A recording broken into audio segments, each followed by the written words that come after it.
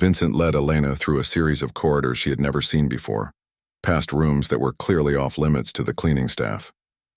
The walls here were adorned with expensive artwork and photographs that seemed to tell the story of a powerful family, with deep roots and darker secrets. Elena's footsteps were muffled by thick carpets that probably cost more than she made in a year. They stopped in front of a heavy oak door that Vincent opened with a small key from his pocket. The room beyond was his private study, a sanctuary filled with leather-bound books, antique furniture, and the lingering scent of aged whiskey and cedar. Floor-to-ceiling windows overlooked the estate's gardens, though the darkness outside made them appear like black mirrors reflecting the warm interior. "Sit," Vincent said, gesturing to a chair across from his desk.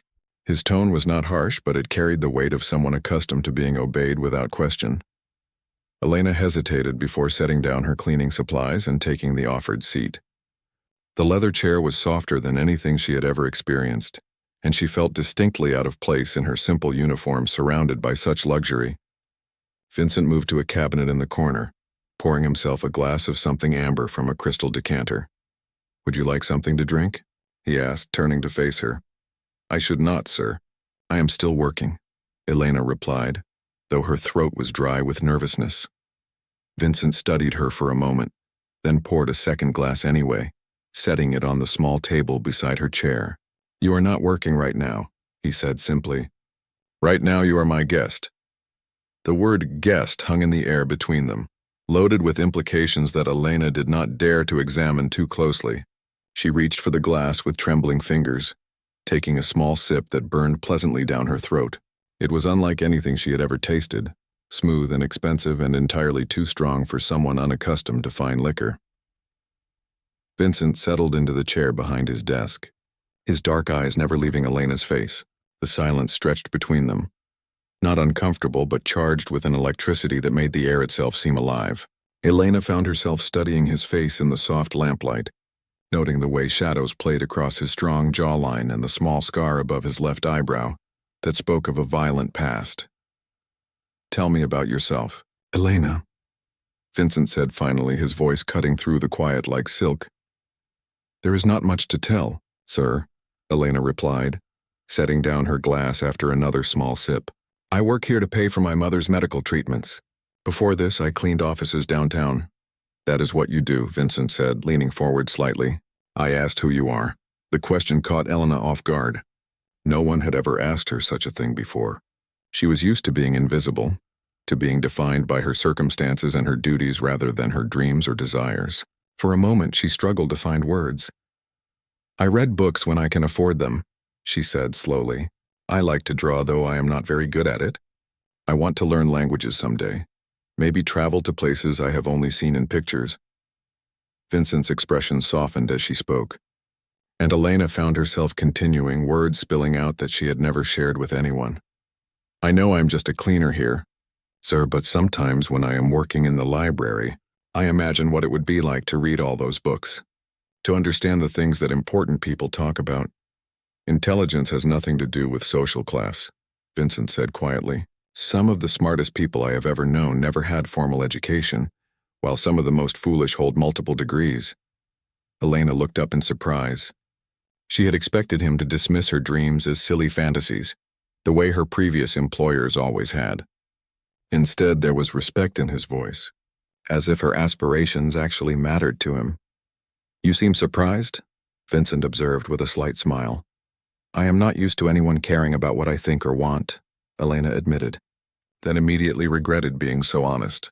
But Vincent did not seem to judge her for the confession. "That is unfortunate," he said. "You have beautiful thoughts, Elena.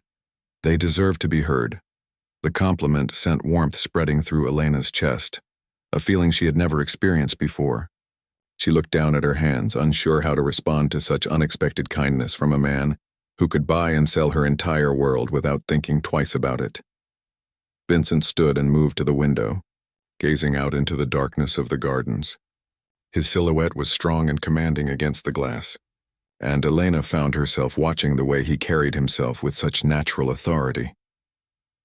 "This life I lead," Vincent said without turning around, "it is not what people think it is.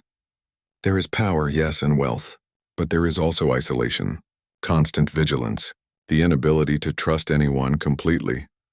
Elena was unsure why he was sharing such personal thoughts with her, a stranger who cleaned his floors. But something in his voice drew her in, made her want to understand the loneliness that seemed to emanate from him despite his obvious strength. "Do you ever wonder what it would be like to be someone else?"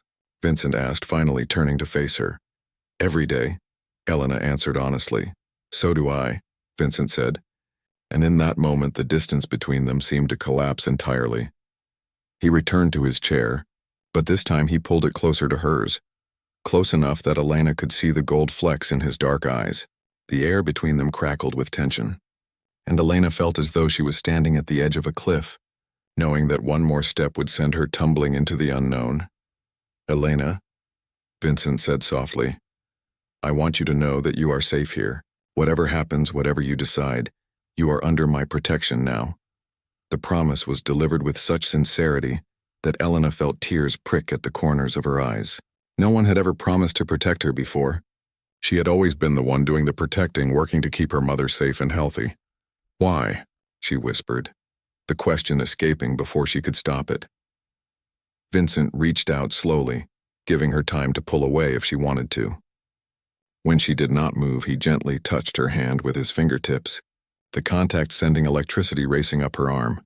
"Because," he said, his voice barely above a whisper, "you are the first real thing I have encountered in a very long time." Elena Martinez clutched her cleaning supplies tighter as she walked through the marble hallways of the grand estate. The young woman had only been working at the mansion for 3 weeks, taking the job out of desperation after her mother fell ill and medical bills piled up like autumn leaves. She kept her head down just as Mrs. Chen, the head housekeeper, had instructed all new staff members. The evening shift was usually quiet, with most of the household staff having gone home. Elena preferred these peaceful hours when she could work without the constant fear of making a mistake. The mansion belonged to Vincent Romano, a powerful businessman whose reputation preceded him throughout the city. Whispers among the staff spoke of his connections, his influence, and the respect he commanded from even the most important people. As Elena rounded the corner near the main staircase, she paused to adjust her grip on the heavy bucket of cleaning supplies. The hallway stretched before her, dimly lit by ornate chandeliers that cast dancing shadows on the walls. Family portraits lined the corridor, their eyes seeming to follow her movement as she made her way toward the library that needed dusting. She had almost reached the library door when she heard footsteps approaching from behind. Elena quickly moved to the side, pressing herself against the wall as she had been taught to do whenever any of the family members or their guests passed by. The staff was expected to remain invisible, like ghosts moving through the house. Vincent Romano appeared at the top of the staircase, his tall frame commanding attention, even in the dim lighting. He was younger than Elena had expected, perhaps in his early 30s, with dark hair and sharp features that spoke of both intelligence and danger. His expensive suit was perfectly tailored, and even from a distance she could sense the authority that radiated from him like heat from a fire. Elena held her breath, hoping he would pass without noticing her. She had heard enough stories about wealthy men and their treatment of household staff to know that staying invisible was her safest option. Her heart pounded in her chest as she waited for him to disappear into one of the many rooms down the hall. But Vincent stopped walking. His dark eyes had found her in the shadows, and for a moment that felt like an eternity, he simply stared. Elena felt frozen under his gaze, unable to move or look away. There was something in his expression that she could not read, something that made her stomach flutter with both fear and an emotion she refused to acknowledge. "Sir," she whispered, managing a small curtsy as Mrs. Chen had taught her. Her voice barely carried in the vast hallway, but she knew he had heard her. Vincent took a step closer, his leather shoes clicking against the marble floor. The sound echoed in the silence, each step seeming to match the rapid beating of Elena's heart. She could smell his cologne now, expensive and subtle, mixed with the scent of tobacco and something uniquely masculine. "What is your name?" His voice was deep and smooth, with just a hint of an accent that spoke of old family traditions and European heritage. The question was simple, but the way he asked it made it feel like the most important question in the world. "Elena Martinez." "Sir?" she replied, her voice stronger now despite the nervousness that threatened to overwhelm her. She kept her eyes lowered, focusing on the intricate patterns in the marble floor rather than meeting his penetrating gaze. "Look at me, Elena." The command was gentle but unmistakably firm. Elena slowly raised her eyes to meet his, and what she saw there surprised her. There was curiosity, yes, but also a softness that contradicted everything she had heard about Vincent Romano. His eyes were not cold or cruel as she had expected, but warm and almost kind. "How long have you been working here?" he asked, moving another step closer. Elena could feel the heat radiating from his body, and she had to fight the urge to step backward. "3 weeks, sir," she managed to say, her hands trembling slightly as she maintained her grip on the cleaning supplies. Vincent nodded slowly, as if processing this information. His eyes never left her face, studying her with an intensity that made Elena feel both exposed and strangely protected. There was something happening in this moment, something that neither of them had expected or planned for. The grandfather clock at the end of the hall chimed 9 times, breaking the spell that seemed to have fallen over them. Vincent glanced toward the sound, then back at Elena. When he spoke again, his voice carried a note of decision that would change everything. "Come with me." Elena's heart stopped. She knew she should refuse, should make some excuse about her duties or the late hour. But there was something in his voice, something that spoke of loneliness beneath the power, that made her hesitate. Against every instinct screaming at her to run, against every warning Mrs. Chen had given about staying away from the family, Elena found herself nodding. Vincent turned and began walking down the hall, his movements confident and purposeful. Elena followed several steps behind, her mind racing with questions and possibilities. She did not know where he was leading her or what would happen next, but something deep inside told her that this moment would mark the beginning of something that would change her life forever. As they walked through the dimly lit corridors of the mansion, Elena could not shake the feeling that she was crossing an invisible line, stepping from one world into another. The cleaning supplies in her hands suddenly felt foreign, as if they belonged to someone else, someone who no longer existed. Whatever happened next, she knew that the girl who had been scrubbing floors and dusting furniture was about to disappear, replaced by someone she did not yet know but was eager to discover. The following morning, Elena woke in her small apartment feeling as though the previous evening had been a dream. But the memory of Vincent's gentle touch and his promise of protection lingered, making her usual routine of preparing for work feel strange and disconnected. She dressed carefully in her uniform, braiding her dark hair back neatly, all while replaying every word of their conversation in the study. When she arrived at the mansion, Mrs. Chen pulled her aside immediately. The older woman's face was creased with worry, and she glanced around nervously before speaking in a low whisper. "Elena, child, you must be very careful," Mrs. Chen said, her accent thickening with emotion. "Mr. Romano asked about your schedule this morning. He has never asked about any of the staff before. This is not normal." Elena's heart skipped at the news, but she tried to keep her expression neutral. "Did he say why?" "No, but listen to me carefully." Mrs. Chen gripped Elena's arm gently but firmly. "The Romano family, they are not like other wealthy families. There are things about this business, about this house, that you do not understand.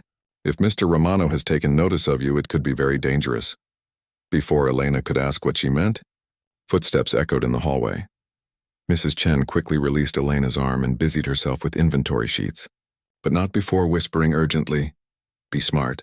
Elena, some cages are made of gold, but they are still cages." The day passed slowly. With Elena hyper-aware of every sound and movement in the house, she found herself listening for Vincent's voice, catching glimpses of him in corridors and feeling disappointed each time their paths did not cross. It was foolish, she knew. He was probably busy with important matters that had nothing to do with a cleaning girl who had momentarily caught his attention. But late in the afternoon, as Elena was polishing the banister on the main staircase, she overheard a conversation that made her blood run cold. 2 men in expensive suits were speaking in hushed tones near the front entrance. Elena recognized them as frequent visitors to the house, the type of men who wore their danger like cologne. Subtle but unmistakable. "Romano's getting soft," one of them was saying. "Did you hear about the girl?" "What girl?" the second man asked, his voice rough like gravel. "Some little cleaning girl. Word is he's been asking questions about her, making sure she's taken care of."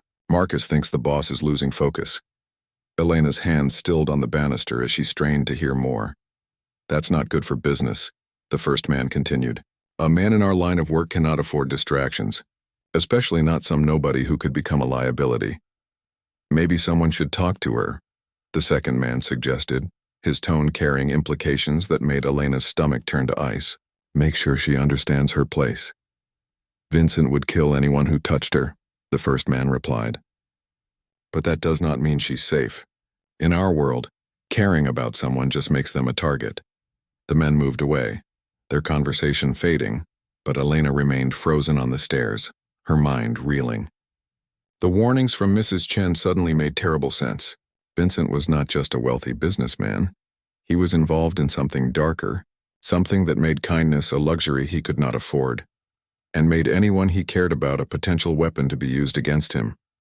That evening, Elena tried to focus on her duties, but her hands shook as she worked. Every shadow seemed threatening. Every unexpected noise made her jump. She was dusting the library when Vincent appeared in the doorway, and despite everything she had learned that day, her heart still leaped at the sight of him. "Elena," he said softly, stepping into the room and closing the door behind him. "You seem troubled. What is wrong?" Elena set down her dusting cloth, struggling with how much to reveal. Looking at Vincent now, seeing the genuine concern in his eyes, it was hard to reconcile this gentle man with the dangerous figure the other men had discussed. "I heard some men talking today," she said finally, deciding that honesty was her only option. "About you. About me." Vincent's expression hardened immediately, a transformation so swift and complete that Elena took an involuntary step backward. For just a moment she glimpsed the man that others feared, the one capable of inspiring such deadly loyalty and terrible respect. "What did they say?" His voice was quiet, but there was steel beneath the silk. Elena repeated the conversation as accurately as she could remember, watching as Vincent's jaw tightened with each word. When she finished, he was silent for a long moment, his hands clenched into fists at his sides. "I should have known this would happen," he said finally. "I should have been more careful." "What did they mean about your line of work?" Elena asked, though she suspected she already knew the answer. Vincent looked at her for a long time as if weighing his options. When he spoke, his voice was heavy with a burden she was only beginning to understand. "My family's business involves activities that are not strictly legal," he said carefully. "We provide services that the government prefers to pretend do not exist. We settle disputes that cannot be handled through conventional channels. We protect certain interests and maintain certain balances of power." Elena absorbed this information, pieces of an invisible puzzle finally clicking into place. The deference of everyone who entered the house, the careful way the staff spoke about the family, the expensive security measures she had noticed but not understood. "You are in the Mafia," she said quietly. "We prefer organization," Vincent replied with a rueful smile. "But yes, Elena, I am exactly the kind of man your mother warned you to stay away from." Elena sank into one of the library chairs, overwhelmed by the implications of what she was learning. Everything about their connection, everything that had felt so natural and right, was suddenly complicated by a world of violence and danger that she could barely comprehend. "Why are you telling me this?" she asked. Vincent moved to the window, his silhouette once again framed against the darkness outside. When he spoke, his voice carried a weight of regret and longing that broke Elena's heart. "Because you deserve to know what you would be walking into," he said. "Because I care about you too much to lie to you, and too much to drag you into this world without your full understanding of what it means." Elena stood slowly, moving closer to him despite every rational thought screaming at her to run. When she reached out and touched his arm, Vincent turned to face her, his eyes filled with a vulnerability that contradicted everything she had just learned about his dangerous life. "What if I am not afraid?" she asked. "Then," Vincent said softly, reaching up to cup her face in his hands, "you are either very brave or very foolish, and I am not sure which would be worse." Elena spent the next 2 days avoiding Vincent, using every excuse she could find to work in different parts of the mansion when she knew he would be present. Mrs. Chen seemed relieved by her distance, often nodding approvingly when Elena chose to clean the servants' quarters or work in the kitchen rather than the main areas of the house, but avoidance could only last so long in a house where Vincent seemed to know everyone's schedules and movements. On Thursday evening, as Elena was preparing to leave for the day, she found him waiting by the staff entrance, leaning against his black car with his arms crossed. "We need to talk," he said simply when she emerged. Elena looked around nervously, aware that other staff members were watching from windows. Being seen with Vincent outside of work duties would only fuel gossip that could make her position at the mansion impossible. "People will see," she whispered. "Get in the car." "Elena," Vincent said, opening the passenger door. "Please." The drive was silent, tension filling the space between them like a living thing. Vincent navigated the city streets with practiced ease, eventually pulling into a small, dimly lit parking lot beside a quiet diner that looked like it had not changed in decades. The kind of place where people minded their own business and asked no questions. Inside, they chose a corner booth away from the few other customers. Vincent ordered coffee for both of them, though Elena doubted she would be able to drink anything with her stomach twisted in knots. "You have been avoiding me," Vincent said once the waitress had left them alone. "I needed time to think," Elena replied honestly. "And what conclusion did you reach?" Elena stared at her untouched coffee, trying to find words for the turmoil that had consumed her thoughts for days. "I reached the conclusion that I do not know anything about the world you live in, and I'm not sure I want to." Vincent leaned back against the cracked vinyl seat, his expression unreadable. "That is probably the wisest thing you could have decided. Is it?" Elena looked up at him, searching his face for some sign of what he truly wanted from her. "Elena, the things I do, the life I lead, it destroys everything good it touches. I have seen men lose their families, their souls, their humanity, all in service to power and money. I have done things that would horrify you if you knew the details." The confession hung between them like a challenge. Elena studied Vincent's face, seeing the weight of regret and self-recrimination that he carried like a physical burden. "Are you trying to scare me away?" she asked. "Yes," Vincent admitted, "because caring about you makes you a target, and being cared about by me makes your life dangerous in ways you cannot imagine." Elena was quiet for a long moment, processing this. Then, surprising them both, she reached across the table and placed her hand over his. "What if I told you that my life was already dangerous?" she said softly. "What if I told you that working 3 jobs to pay for my mother's treatments, walking home alone through bad neighborhoods at night, never knowing if we will have enough money for rent, what if I told you that felt dangerous too?" Vincent's hand turned beneath hers, his fingers intertwining with hers in a gesture so intimate it made her breath catch. "That is different," he said. "Is it? You are asking me to be afraid of a danger I do not fully understand, while ignoring the dangers I face every day that you could help me with." Vincent was silent, his thumb tracing small circles on the back of Elena's hand. When he finally spoke, his voice was barely above a whisper. "If you stay, if you choose this, there will be no going back. Once you are part of this world, you belong to it forever. And if I leave? If you leave, I will make sure you are taken care of. Your mother's medical bills, your rent, whatever you need. You will never have to worry about money again." The offer should have been tempting. Financial security, freedom from the constant stress of survival, the ability to focus on something other than just getting through each day. But as Elena looked at Vincent, seeing the loneliness that he tried so hard to hide behind his power and authority, she realized that walking away would feel like abandoning not just him, but herself. "I do not want your money if it means losing you," she said, the words coming out before she could second-guess them. Vincent's grip on her hand tightened. "Elena, you barely know me." "I know enough," she replied firmly. "I know that you are kind when you do not have to be. I know that you see me as a person, not just a servant. I know that you are carrying burdens that are eating you alive, and I know that I want to help you carry them." "It will change you," Vincent warned. "This life, this world, it hardens people. It takes away innocence and replaces it with cynicism and fear." Elena considered this, thinking of all the things she had already lost to poverty and desperation, all the dreams she had already given up just to survive. "Maybe," she said finally, "but maybe it will also give me things I never thought I could have. Purpose, protection, love." The word hung between them like a bridge neither had been brave enough to cross before. Vincent's eyes searched Elena's face, looking for any sign that she did not understand what she was saying. "Love," he repeated softly. Yes, Elena said, her heart pounding. I think I am falling in love with you, Vincent.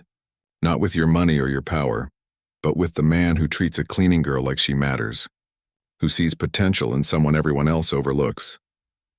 Vincent was quiet for so long that Elena began to worry she had misread everything, that she had revealed too much too soon. But then he lifted their joined hands to his lips, pressing a gentle kiss to her knuckles. I have never been in love before, he admitted. I did not think I was capable of it. But Elena, what I feel for you, it terrifies me more than any enemy I have ever faced. Elena smiled, feeling tears prick at the corners of her eyes. Fear means it matters. Yes, Vincent agreed, his eyes never leaving hers. It means it matters very much. They sat in the diner for another hour, talking quietly about what would happen next, about the changes that would need to be made, about the precautions that would need to be taken. It was not a romantic conversation in any traditional sense, but it felt like the most important one Elena had ever had.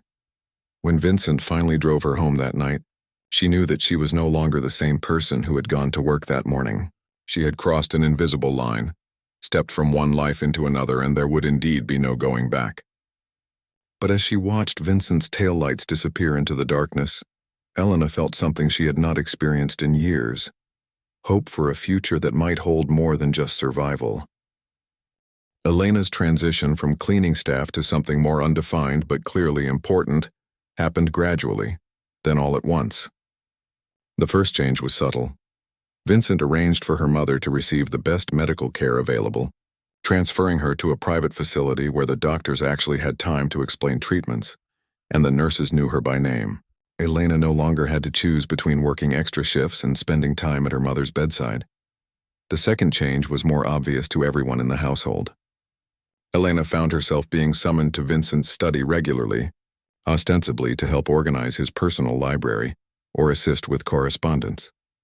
Mrs. Chen watched these developments with increasing concern, but she also began treating Elena with a deference that had not been there before. You must be very careful now, Mrs. Chen warned her one afternoon as they worked together in the kitchen. The other staff they talk. They say you have become special to Mr. Romano. This makes you powerful, but it also makes you vulnerable. Elena was learning this lesson in real time. The other household staff now watched her every move, some with envy, others with fear. The men who worked security for the family nodded respectfully when she passed, a courtesy that had never been extended to her before.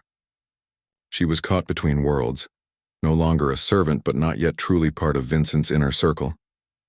Vincent himself seemed to be struggling with the same transition. In public, he maintained appropriate distance, treating her with the same professional courtesy he showed other household staff. But their private moments were becoming more frequent and more intimate. Conversations that stretched late into the evening as they discovered shared interests and compatible dreams. You should learn to defend yourself, Vincent said one evening as they sat in his study. Elena curled up in the leather chair that had become informally hers. This world we live in, knowledge can be the difference between life and death. Elena looked up from the book she had been reading, one of many Vincent had recommended from his extensive library. What kind of knowledge? Practical knowledge. How to spot when someone is following you. How to tell if a situation is dangerous before it becomes deadly. How to protect yourself if necessary. The conversation led to Elena's first self-defense lesson, conducted in the mansion's private gymnasium after the rest of the household had retired for the night. Vincent was a patient but demanding teacher, showing her how to break free from various holds, how to use everyday objects as weapons, how to trust her instincts when something felt wrong. The most important thing, Vincent said as he demonstrated a basic escape technique, is to never let anyone see you as helpless. Predators look for easy targets. If you carry yourself with confidence, you are already safer. Elena found herself changing in ways both small and profound. Her posture improved as she learned to walk with purpose rather than trying to remain invisible. Her vocabulary expanded as she read the books Vincent recommended and participated in his business discussions. Most surprisingly, she discovered she had a natural aptitude for understanding people's motivations and detecting deception. You have good instincts, Vincent told her after she correctly identified which of his business associates was lying about a territorial dispute. better than some people who have been in this business for years. The compliment filled Elena with pride, but it also made her realize how completely her world had changed. 6 months earlier, she had been scrubbing floors and worrying about grocery money. Now she was sitting in on meetings about territorial boundaries and profit-sharing agreements. Her opinions sought and valued by men who controlled significant portions of the city's underground economy. Not everything about her new position was easy to accept. Elena learned about the violence that underpinned Vincent's business empire, the intimidation and occasional brutality that maintained the delicate balance of power in their world. She struggled with the moral implications of benefiting from activities that harmed others, even indirectly. "I do not pretend that what we do is entirely honorable," Vincent said when she raised these concerns. "But I also do not pretend that the legitimate business world is free from corruption and harm. At least in our world, the rules are clear and the consequences are immediate." Elena also had to navigate the complex relationships within Vincent's organization. Some of his lieutenants resented her influence over their leader, seeing her as a potential weakness that could be exploited by enemies. Others seemed to view her as an opportunity, hoping that her growing closeness to Vincent might translate into advantages for themselves. Marcus, Vincent's longtime second-in-command, was the most openly skeptical of Elena's presence in their world. A man in his 50s with scars that told stories of decades in violent business, he made no effort to hide his belief that Vincent was making a dangerous mistake. "She is a liability," Elena overheard him saying to Vincent one afternoon. "You cannot run this organization while worried about some girl who does not understand what we do." "Elena understands more than you think," Vincent replied coldly. "And her insights have already proven valuable to our operations." It was true. Elena's background in cleaning offices had given her access to information about legitimate businesses that often proved useful in Vincent's enterprises. Her ability to remain unnoticed allowed her to observe and report on situations where Vincent's more obvious associates would have attracted attention. More importantly, Elena provided Vincent with something he had never had before: someone who knew his real self, someone who saw beyond the reputation and the power to the man underneath. She watched him struggle with difficult decisions, saw him agonize over choices that affected not just his business, but the lives of everyone who depended on him. "Sometimes I wonder what my life would have been like if I had chosen differently," Vincent admitted to her one night as they walked through the mansion's gardens under starlight. "If I had walked away from the family business, tried to build something legitimate." "It is not too late," Elena said softly. "People can change their paths if they are willing to pay the price." Vincent stopped walking and turned to face her, his expression serious in the moonlight. "The price for someone like me would be very high. And it would not just be my price to pay, it would affect everyone connected to me." Elena understood what he was not saying directly. Leaving his current life would mean leaving behind the financial security she now enjoyed, the protection his name provided, the comfortable world she was just beginning to explore. It would mean starting over with nothing, and it would mean making enemies of people who did not forgive betrayal. But as she looked at Vincent in that moment, seeing the weight of responsibility and regret that he carried, Elena realized that she would be willing to pay any price for the chance to build a different kind of life with him. "Whatever you decide," she said, reaching up to touch his face gently, "we will face it together." Vincent captured her hand in his, holding it against his cheek as he closed his eyes. "I love you, Elena," he whispered. "That terrifies me, but it also gives me hope that I might still be capable of becoming a better man." "You already are a better man than you think," Elena replied. "You just need to give yourself permission to believe it." The crisis came suddenly, as Elena had learned such things always did in Vincent's world. A rival organization had been moving into territory that Vincent's family had controlled for decades, and negotiations had broken down completely. Elena could see the stress wearing on Vincent as he spent long hours in meetings, trying to find a solution that would not result in open warfare. "They want me to make an example," Vincent told her one evening, his voice heavy with exhaustion and something darker, "to send a message that will discourage others from testing our resolve." Elena did not ask for details about what such a message might involve. She had learned that there were aspects of Vincent's business that she was better off not knowing too specifically, even as she provided emotional support for the weight they placed on his shoulders. But she also knew that this particular conflict was different. Vincent had been working toward legitimizing more of his family's operations, moving money into legal businesses, and reducing their dependence on activities that attracted law enforcement attention. The current challenge threatened to undo years of careful planning. What if we found another way? Elena suggested carefully. Something that accomplishes your goals without escalating the violence? Vincent looked at her with interest. Over the months, he had come to value Elena's perspective precisely because she approached problems without the assumptions that governed traditional organized crime thinking. What do you have in mind?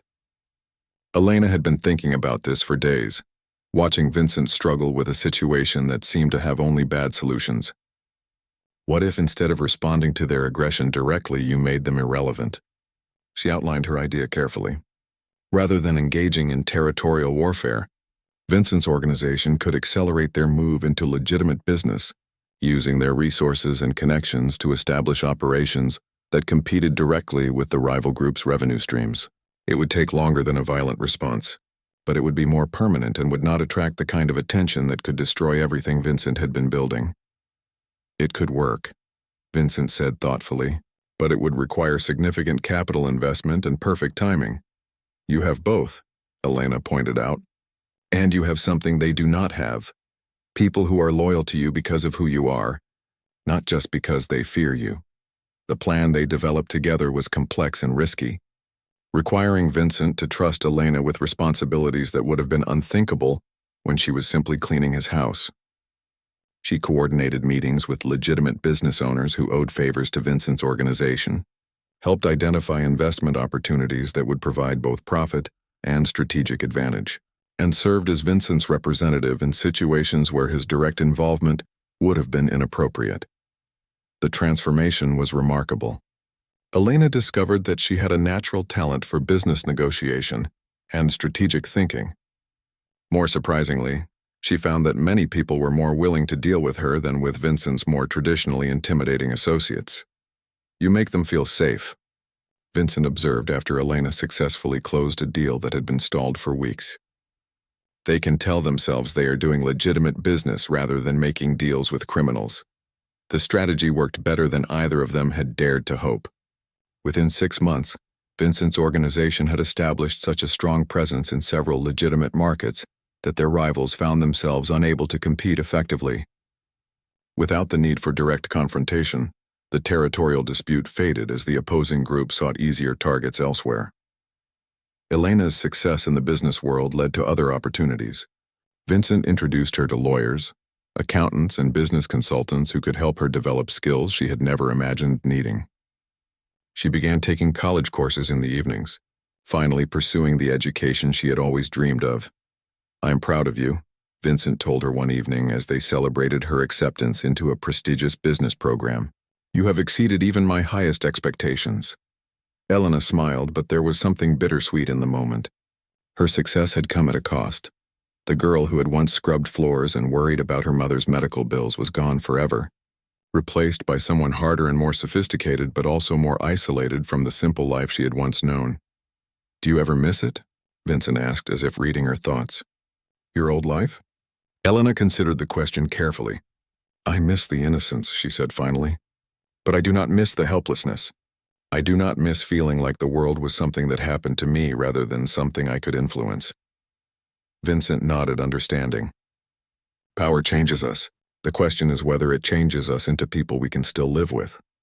That question became even more relevant when Elena discovered she was pregnant. The news brought joy mixed with terror. Bringing a child into Vincent's world felt like the ultimate test of whether they had successfully created something good from their dangerous beginning. "We could leave," Vincent said when Elena shared her fears. "We have enough money, enough connections. We could start over somewhere else. Build a completely different life." Elena was touched by the offer, knowing what it would cost Vincent to walk away from everything he had built. But she also knew that running would not solve their fundamental problem. "No," she said finally. "We stay. We make this world safe for our child by making it better than it was when we found it." The baby, when she arrived, was perfect. A tiny girl with Vincent's dark eyes and Elena's stubborn chin. They named her Sophia, and she became the center of a world that both parents were determined to make worthy of her innocence. Elena found that motherhood sharpened her focus rather than limiting her ambitions. She became even more determined to legitimize Vincent's business operations, to create a legacy that Sophia could be proud of rather than burdened by. Vincent, watching Elena with their daughter, seemed to discover depths of tenderness and protectiveness that surprised even Elena. "She will never have to clean floors to survive," Vincent said one evening as they watched Sophia sleep. "She will never have to be afraid or helpless or ignored." "No," Elena agreed, "but she will have to understand that her advantages come with responsibilities. She will need to use her power to protect others, not just herself." 5 years later, as Elena stood in the mansion that was now truly her home, watching Sophia play in the gardens where Elena had once walked as a stranger, she reflected on the journey that had brought her to this moment. She was no longer the frightened girl who had been summoned to Vincent's room that first night. But she was not entirely different either. The compassion that had drawn Vincent to her remained, as did her ability to see potential in unexpected places. But now these qualities were supported by knowledge, resources, and the kind of quiet power that came from being truly seen and valued by someone who mattered. Vincent found her there, slipping his arms around her waist as they watched their daughter discover the world that they had rebuilt for her. "Do you regret any of it?" he asked softly. Elena leaned back against him, feeling the solid warmth of his presence and thinking of all the paths that had led them to this moment. Some dark, some dangerous, but all ultimately leading to a life more complete than either of them had dared to imagine. "No," she said simply, "I regret nothing." And in that moment, standing in the garden with the man who had seen her potential when she could barely see it herself, watching their daughter grow in a world they had made safer through their choices, Elena knew that she spoke the absolute truth. The girl who had once been invisible had found not just love but purpose, power, and a future limited only by her courage to claim it.